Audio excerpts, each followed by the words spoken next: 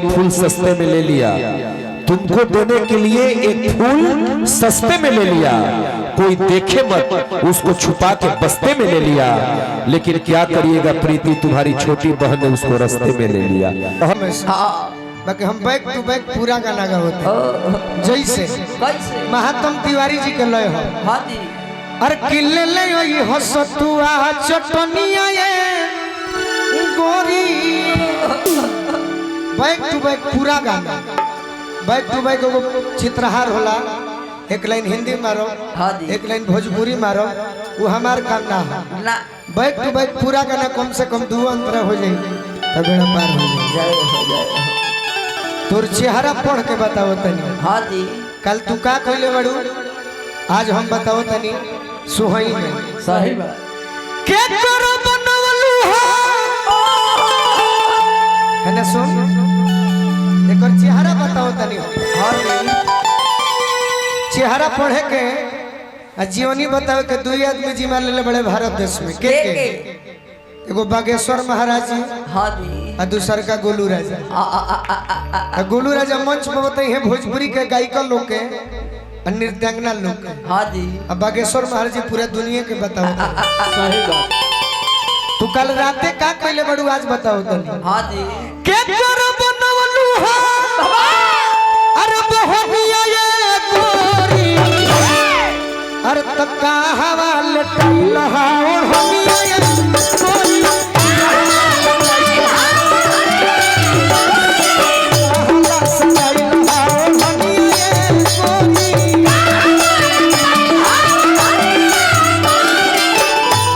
बताओ कहाँ ले टाइल है, बताओ पटना में कि विंध्याचल में कि कलकत्ता में कि आरा में, सोनागाछी, कुछ तो कोई ले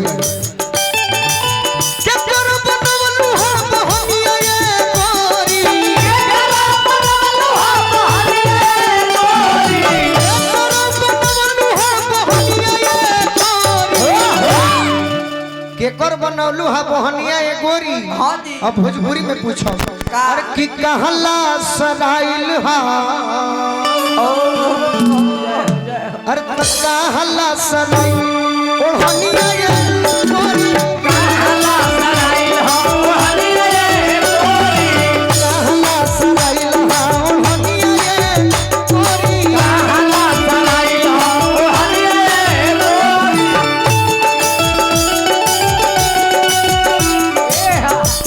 एगो कल्पना जी गीत गौले रहली हा। हाँ जी। बड़ी सुंदर, उनकर जवाब नहीं थे भोजपुरी में प्रीति ना ना, ये बतिया हमें से कहतनी के में सेट कर जाई। 500 रुपया के पुरस्कार चंदन यादव जी देवे लबानी, ऐसे के बेरा पटू देल हमरा के कोरसो वाला के 100 कल्पना जी कौन गीत गौले बड़ी कई संयम मत जा तू सूते दालानी में, संयम मत जा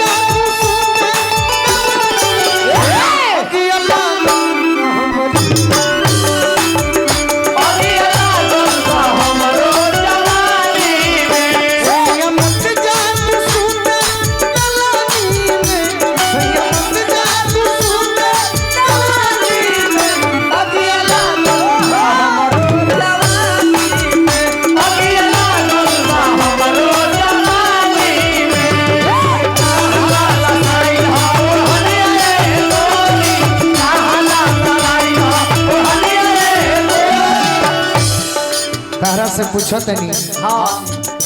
अंग्रेजी में रिलेशन, हिंदी में रिश्तेदारी, अब भोजपुरी में ही गई। हाँ जी। बताओ कहाँ के रहे, कहाँ के रहे, तोरा रिलेशन के रहे कि रिश्तेदारी के रहे कि हितई के रहे। सही बात। ये हमारा कवि जी जय हो कोही से लेके देता है, कवि भैया को लगता है खेखर मामा से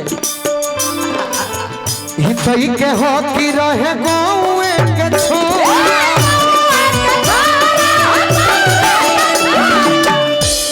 प्लीज गिव मी आंसर। हाँ जी।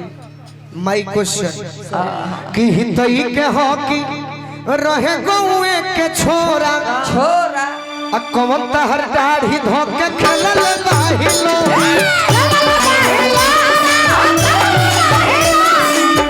कौन तहर दाढ़ी धोके खेलल बाहिलो,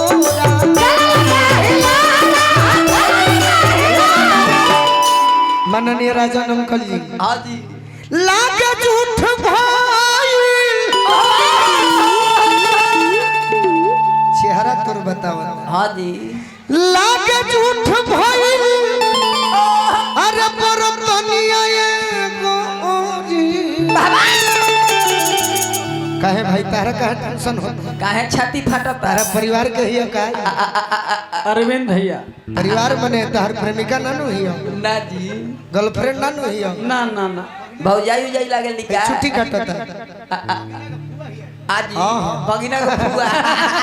जदी समत को तो मत कह रडार पे ले ली तब तो बचबे ना। तब तो हर पतो भइली नु। लागे झूठ भइल अरे परतनिया ये गोरी अरे तक कहला सराइल हा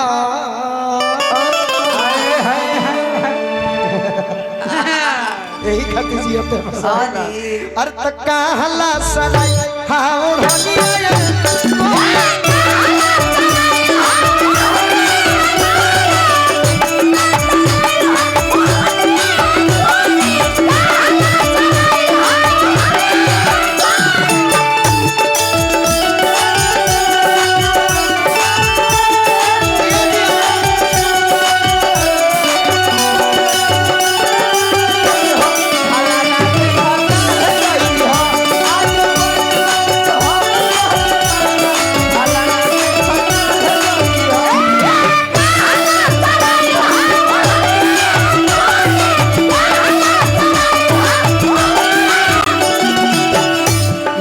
सवाल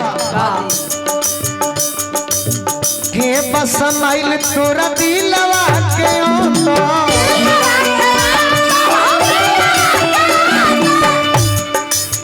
गुलुआ रहे कि हवन जोखमी जिते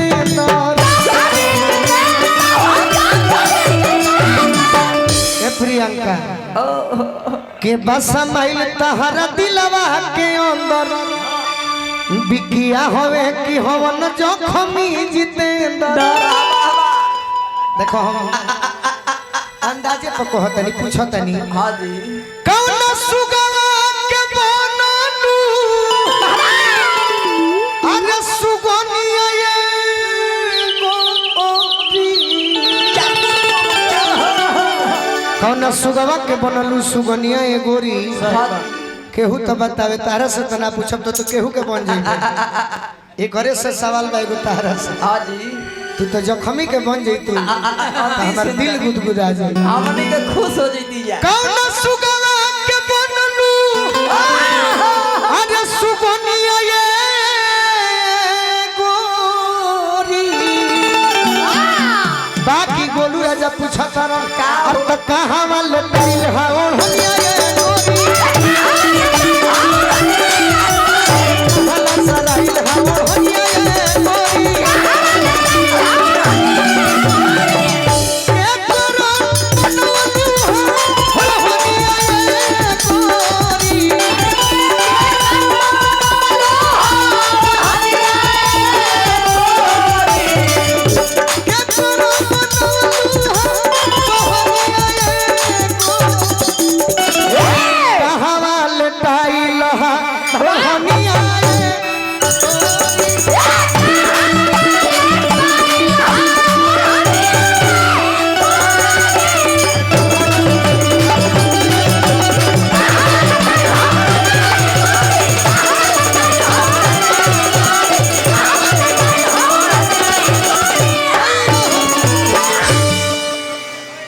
दूगो गीत के कर